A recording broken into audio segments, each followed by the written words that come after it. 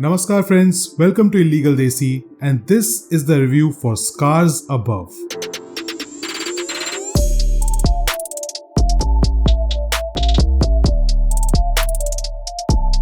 If you like the video, then do hit the like and subscribe button. It helps the channel more than you know, and even if you don't, I hope this video will be worth your time.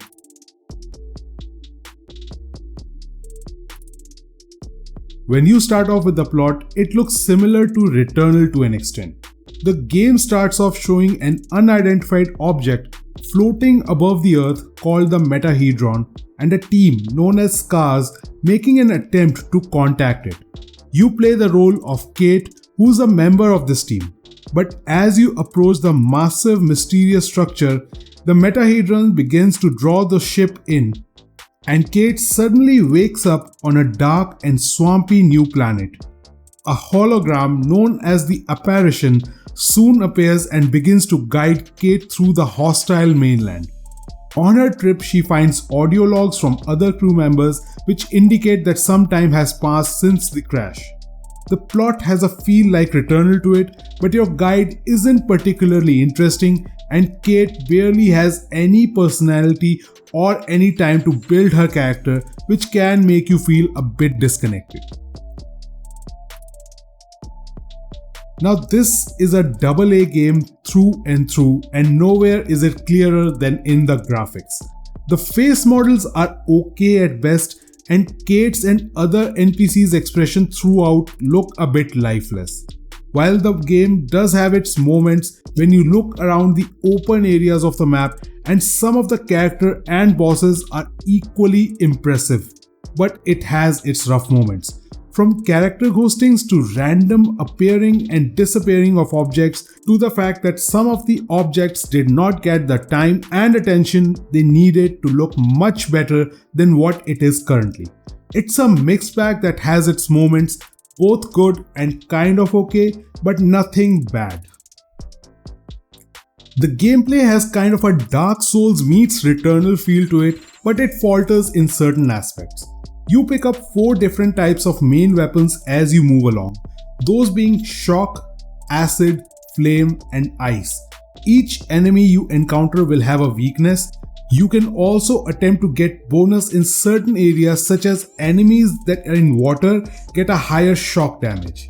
In addition, some of the larger enemies also carry with them weak points which are color coded and can be targeted with the right color of the gun for high damage. The overall combat, however, is fun and challenging with a bit of jankiness. While enemy attacks are predictable and telegraphed like Dark Souls, they do have the capability to take your entire health bar down with one shot. The character upgrade follows a skill point system. However, unlike other games, it is not tied to the combat.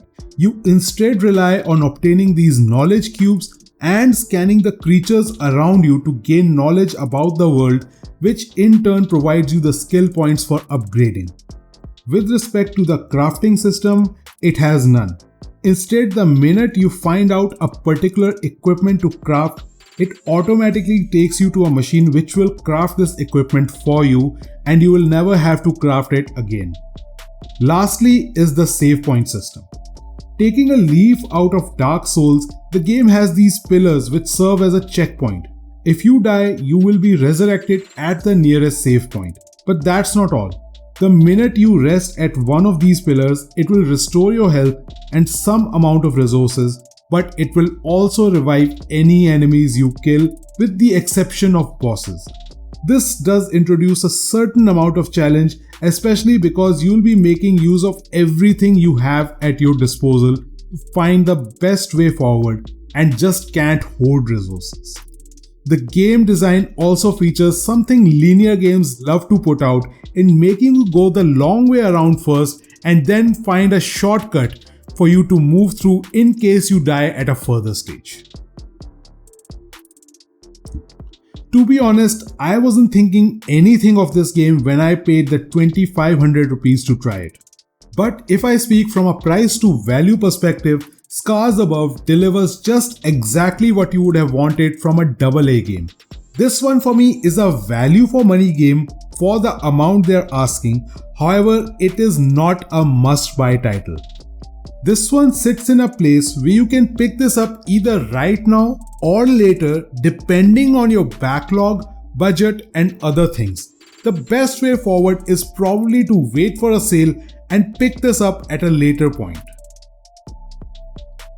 Anyways guys, that's gonna do it for the video and I will see you in the next one.